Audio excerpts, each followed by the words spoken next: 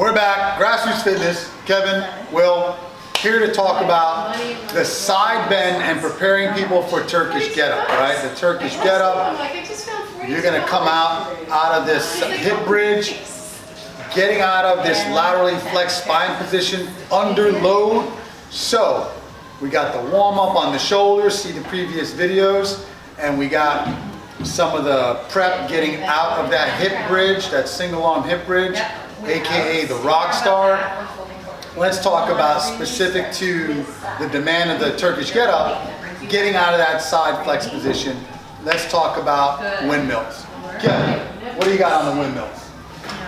So still working on keeping the shoulders down in the socket, right, and keeping the elbow and wrist locked.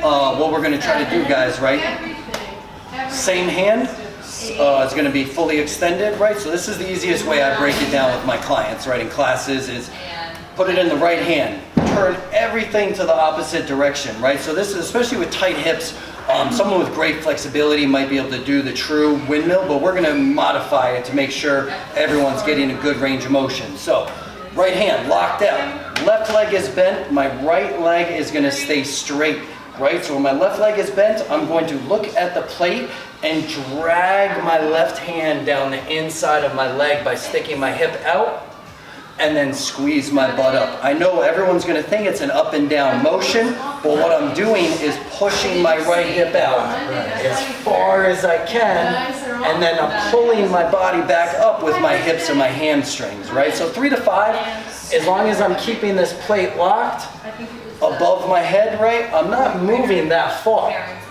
I'm moving my body around the weight, and then I would switch. So same thing.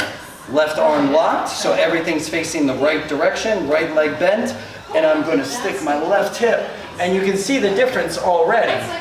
I have a much harder time with my weak side and my weak shoulder, so I have to really slow down. Left hip out, right knee bent, drag it down, and once I get the pattern, it feels better, but it takes me a little longer.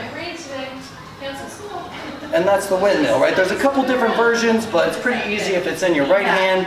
Put everything in the opposite direction. Left leg bent, right hip out, and smooth and controlled, right?